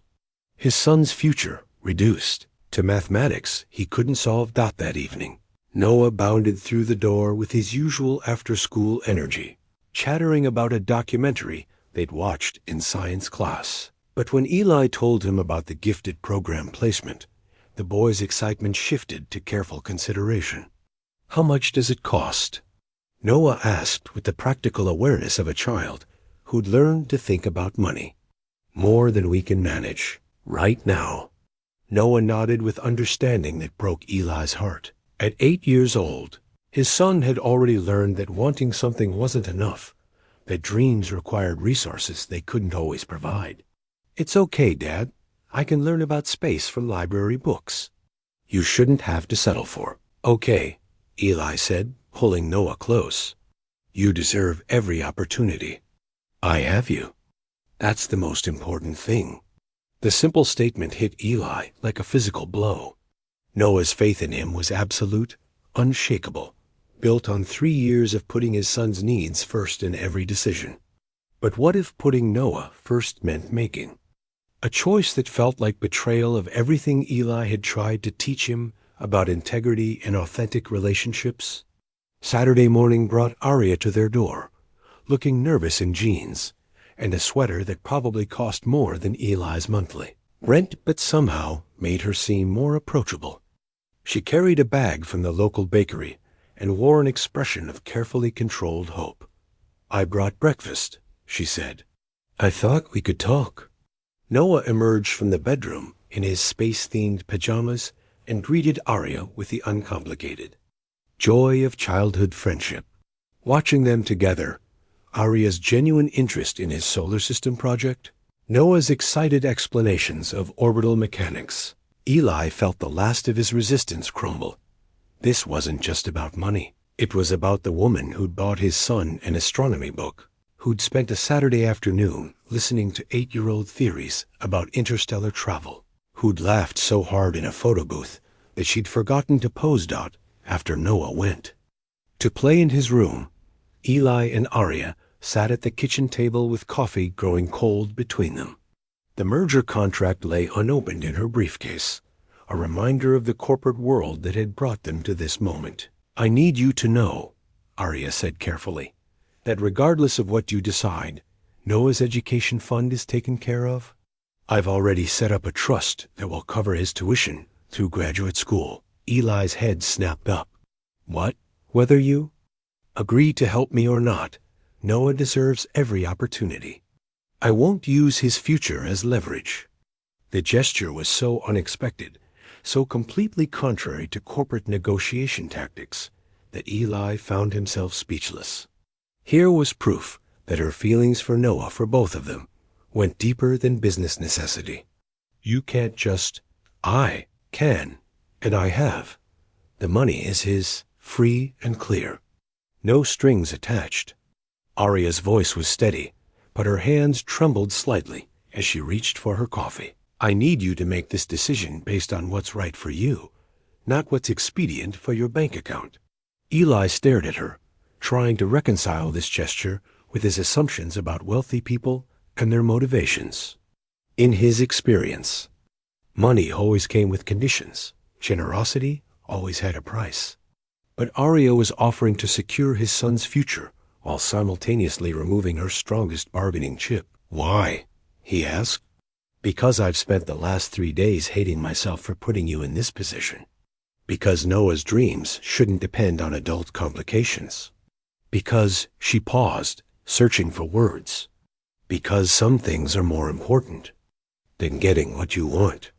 They sat in silence while Eli processed this development. Without the financial pressure, the decision became purely ethical. Was he willing to help someone he cared about, even if the help required compromising his principles? "There's something else," Aria said. "The Europeans want to meet you before the merger goes through. If we do this, it won't just be a quick courthouse ceremony and a photo opportunity. We'll have to convince seasoned business people that our relationship is genuine." "Meaning?" "Meaning they'll ask about how we met, how long we've been together, what our plans are for the future. We'll need to know each other well enough that our story holds up under scrutiny." Eli thought about the implications. A crash course in being married, essentially, yes. We'd need to spend the week learning to be convincing as a couple. That means time together, shared history, the kind of casual intimacy that develops over months of dating, compressed into days of preparation. Challenge was daunting, but something about it appealed to the part of Eli that had always been drawn to complex problems. This wasn't just about playing a role. It was about understanding someone well enough to represent their relationship authentically. And after the merger, we divorced quietly. Irreconcilable differences, no fault on either side. You keep your payment, I keep my company, and we all go back to our separate lives. All of us? Aria's composure slipped slightly. Noah would probably hate me for the lie. I've thought about that. It's part of why this is so difficult. Eli studied her face, seeing the genuine conflict there. She wasn't just asking him to deceive European investors. She was asking him to potentially damage his relationship with his son when the truth eventually came out. He doesn't have to know, Eli said slowly. If we're careful about it, kids don't always understand adult complications. You'd really consider it, even with everything it involves? Eli looked around their small apartment, thinking about the gifted program Noah couldn't attend, the opportunities that required more resources than a rideshare driver could provide. Then he thought about Sarah's wedding ring, sitting in its box like a symbol of everything marriage was supposed to represent. I need conditions, he said finally. Aria leaned forward, hope flickering in her eyes. Name them. First, nothing inappropriate happens between us. This is a business arrangement, and I won't pretend otherwise. We share space when necessary, but we maintain boundaries. Agreed. Second, if at any point Noah seems upset or confused by the situation, we stop. His emotional well-being comes before your merger, before my financial gain, before everything else, of course. Third, when this is over, we figure out how to maintain some kind of friendship. Not for the adults, for Noah. He's gotten attached to you, and I won't have him lose another important person in his life without explanation. Aria's eyes brightened with something that might have been relief. I'd like that very much. Eli reached for Sarah's ring box, opening it one last time to look at the simple gold band that had symbolized the happiest years of his life. He thought about his wife's fierce protectiveness, her willingness to do anything for the people she loved, her belief that sometimes the right choice was the hardest choice. Okay, he said, closing the box with gentle finality. Let's save your company. The merger contract crinkled softly as Aria pulled it from her briefcase. 847 pages of legal language that would transform their lives in ways none of them could fully predict. But as they began planning their week of pretending to be married, Eli found himself thinking less about the contract's requirements and more about the woman, sitting across from him, brilliant, vulnerable, trapped by circumstances she couldn't control, but determined to protect the people who depended on her. Maybe, he thought as they discussed wedding rings and backstory details, the line between pretense and reality wasn't as clear as he'd assumed. Maybe Sarah's ring could serve one more purpose before he finally let it rest, not as a symbol of past love, but as a bridge to whatever came next. Some promises, after all, were worth keeping, even when the circumstances changed. Beyond recognition.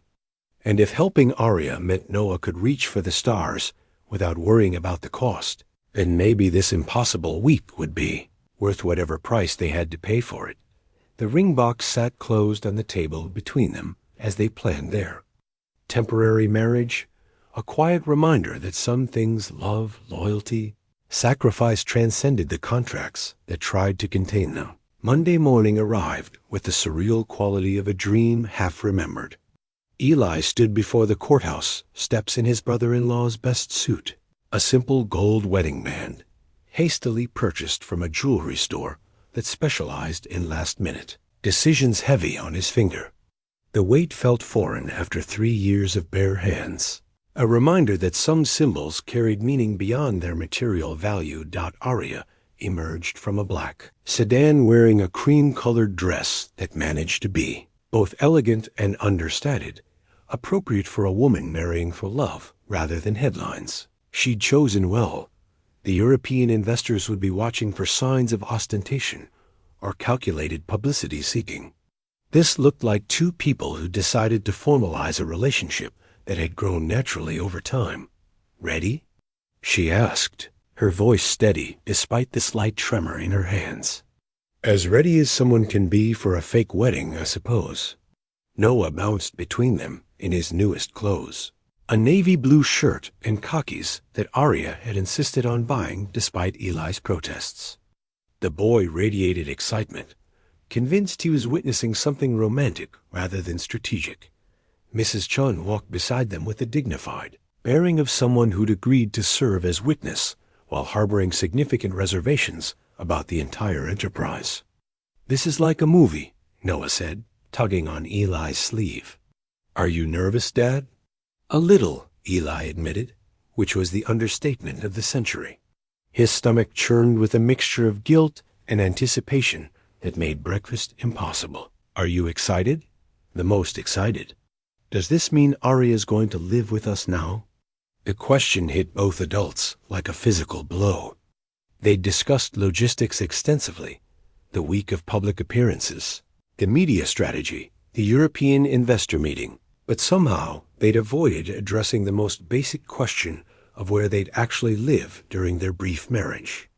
"We'll figure it out," Aria said, shooting Eli a look that promised they'd need to solve this problem quickly. Judge Harrison was a woman in her 60s who'd probably performed 1,000 weddings and developed the ability to distinguish between unions built on love and those constructed from necessity.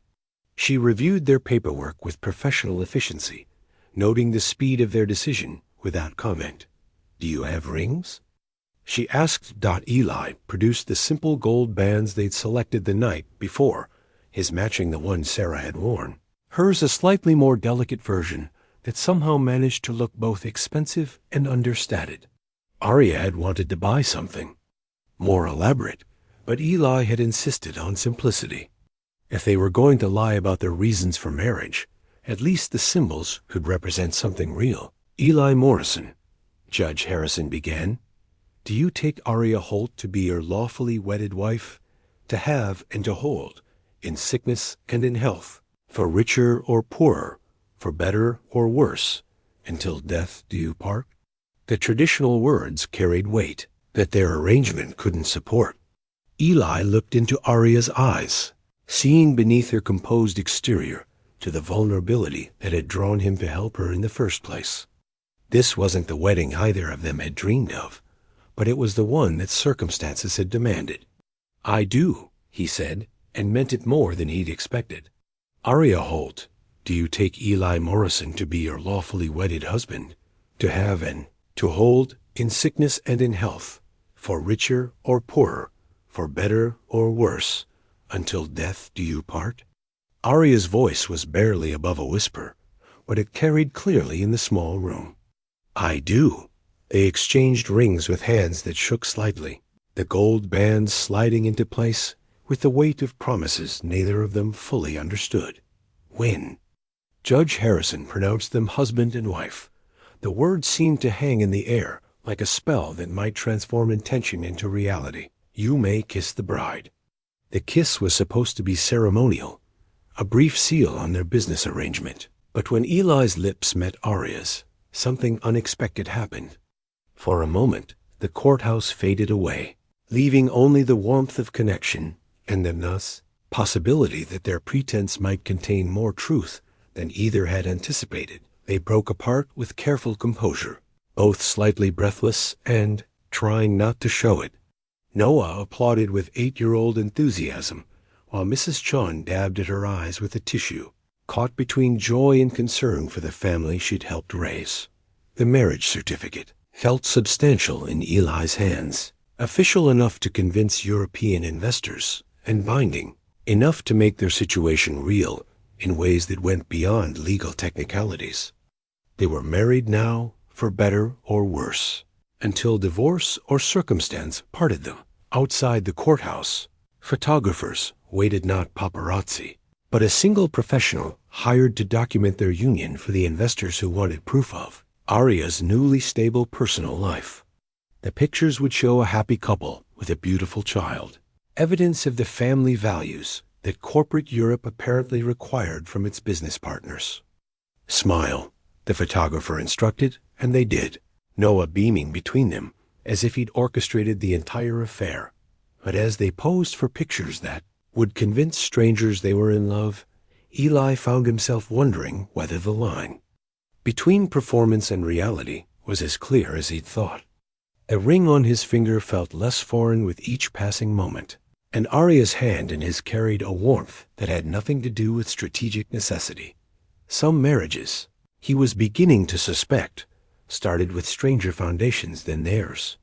The question was whether a week of pretending to be in love might accidentally teach them what love actually felt like.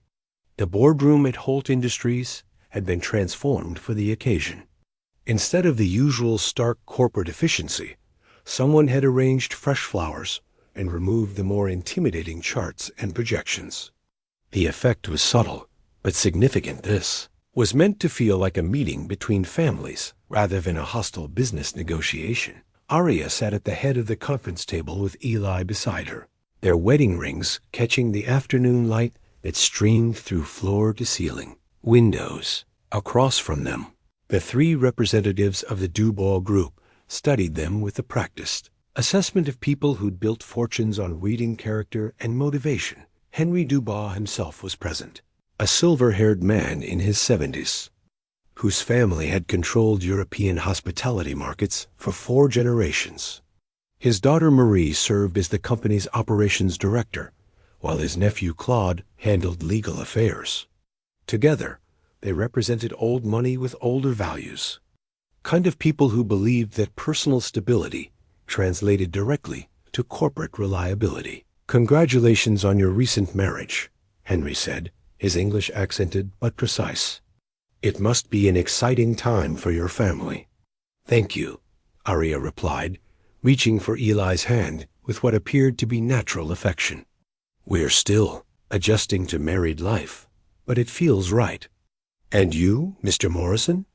How are you finding your new role as husband to such a successful businesswoman?" Eli had prepared for this question during their crash course in marital authenticity.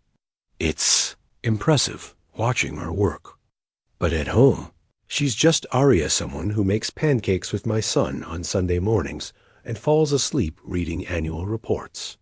The detail was specific enough to feel genuine, personal enough to suggest intimate knowledge. Marie Dubois smiled, with what seemed like approval. "Your son," she said, consulting her notes. "Noah, age 8. How is he adjusting to having a stepmother?" "He's wonderful," Aria said, and her affection was completely authentic. "Brilliant, curious kind. We bonded over his love of astronomy.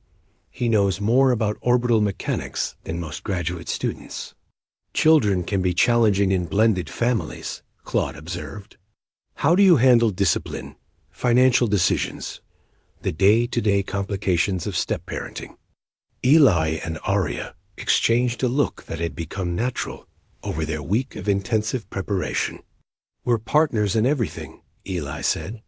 "Aria respects that I'm Noah's father, but she's also become someone he trusts and turns to. We make decisions together." It wasn't entirely a lie. Over the past 7 days, they'd fallen into domestic routines that felt surprisingly natural. Aria had indeed made pancakes with Noah, had helped him with a school project about black holes, had listened to his dreams about space exploration with the genuine interest of someone who cared about his happiness. "The merger timeline is quite ambitious," Henry said, shifting to business matters. "You're asking us to commit significant resources to a partnership with someone we've never worked with directly." "My father built this company on relationships and trust," Aria replied. "I'm offering the same foundation, with the added stability that comes from having a family invested in long-term success." She gestured to include Eli, and by extension, Noah in her definition of family. The word carried weight in this context proof that her priorities extended beyond quarterly profits to encompass the kind of legacy thinking that European old money understood. "Mr. Morrison," Marie said, "you must have concerns about your wife's demanding schedule, the international travel, the pressure of running a global company." Eli considered his answer carefully. "I knew who I was marrying. Aria's work is part of who she is, and I support that completely. We've talked about how to balance her responsibilities with our family time, and we're committed to making it work. And if the pressures become too much, corporate leadership can strain even strong marriages. Then we'll figure it out together," Eli said simply. "That's what marriage means, facing challenges as a team." The answer seemed to resonate with Henry, who nodded slowly. Family businesses require that kind of commitment. "It's encouraging to see you understand the broader implications of your wife's role." The meeting continued for another hour, covering financial projections and market strategies, but the personal questions had ended. The Dubois group seemed satisfied that Aria's marriage represented genuine stability rather than corporate maneuvering. As they prepared to leave, Henry shook both their hands with the gravitas of someone sealing a significant agreement.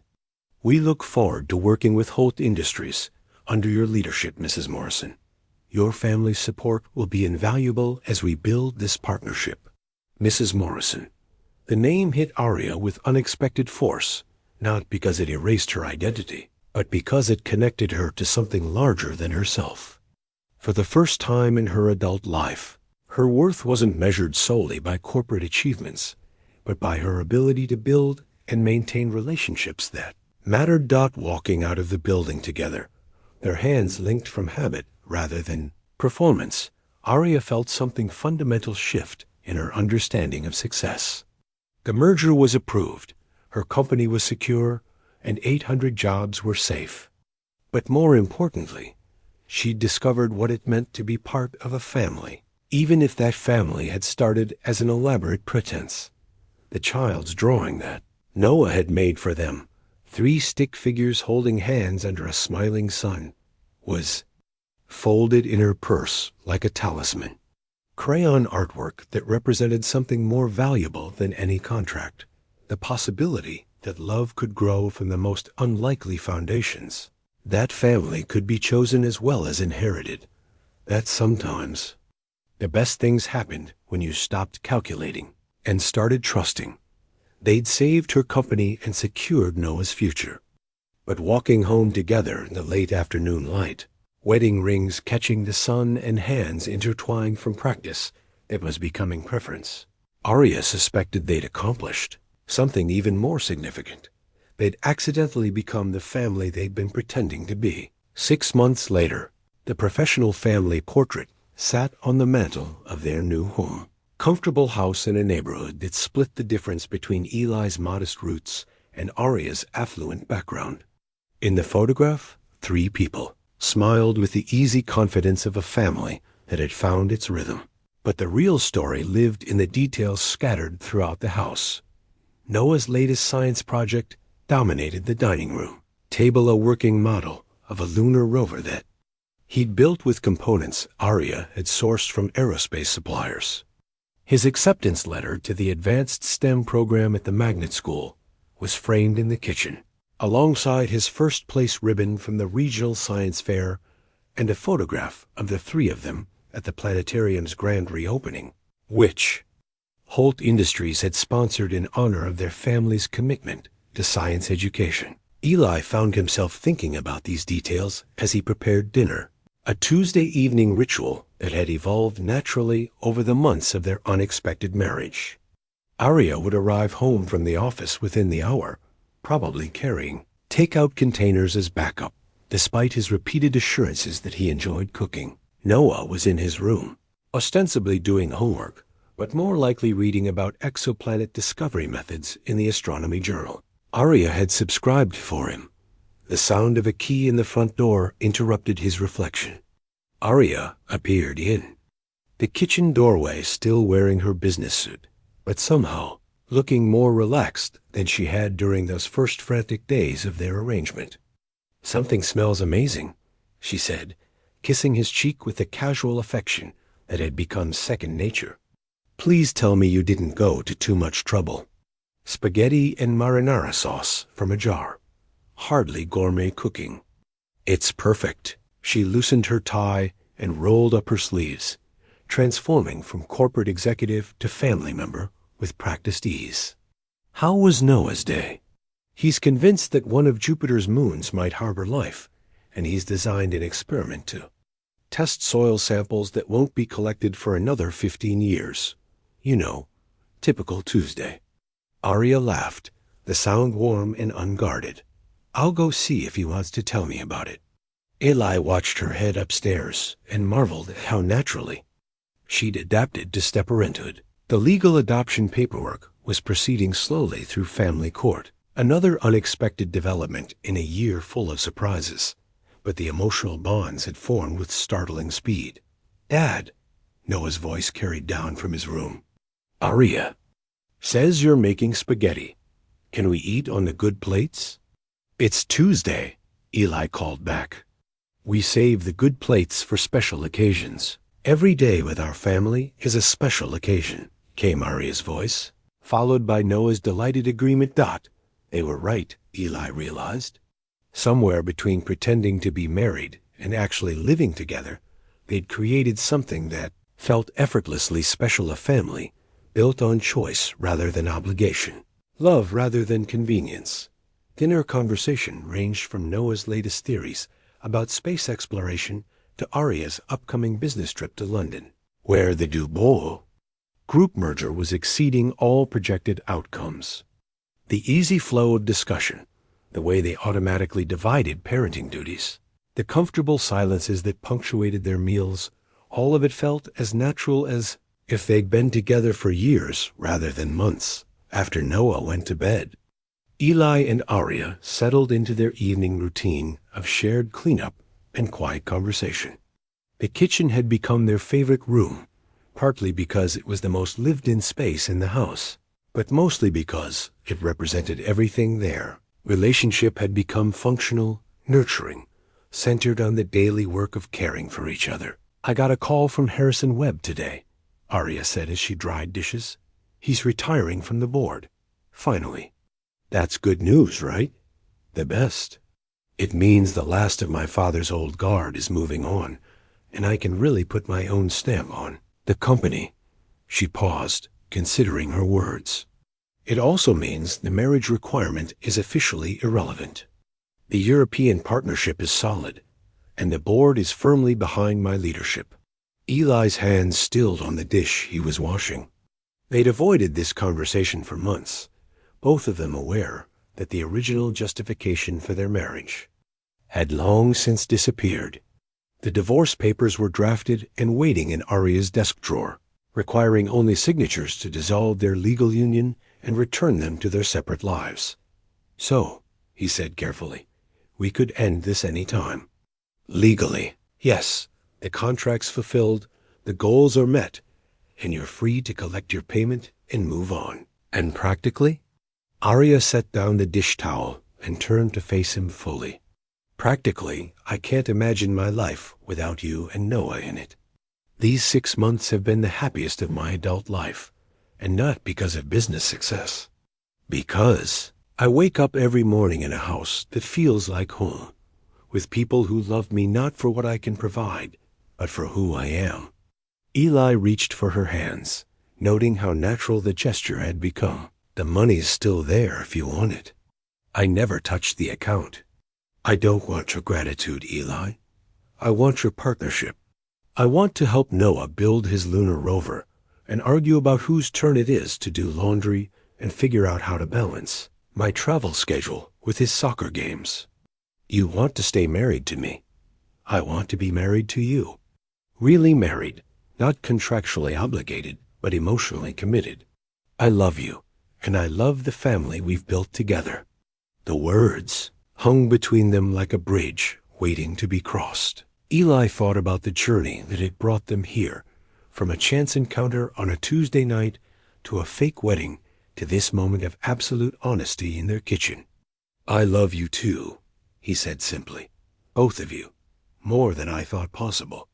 They moved toward each other with the inevitability of people who'd found exactly what they'd been searching for without knowing they were looking. The kiss that followed was nothing like their ceremonial courthouse peck. This was the kiss of two people choosing each other freely, completely, permanently. When they broke apart, Aria was smiling through tears. "So we're really doing this, building a life together?" "We already have," Eli pointed out. "Now we're just making it official." From upstairs came the sound of Noah's voice. "Are you guys done being mushy?" "Because I want to show you my new constellation chart." They laughed, the moment broken and somehow made more perfect by the interruption. This was their Life Now astronomy lessons and board meetings, family dinners and business trips, the beautiful chaos of three people who'd found their way to each other through kindness, courage, and the willingness to believe that love could grow from the most unlikely beginnings. The family portrait on the mantel caught the last light of evening. Three faces reflecting the quiet joy of people who'd discovered that sometimes the best journeys were the ones you never planned to take. Some stories, after all, were worth the telling, especially the ones that proved that family was something you built rather than something you were born into, and that love was always worth the risk of believing in impossible things.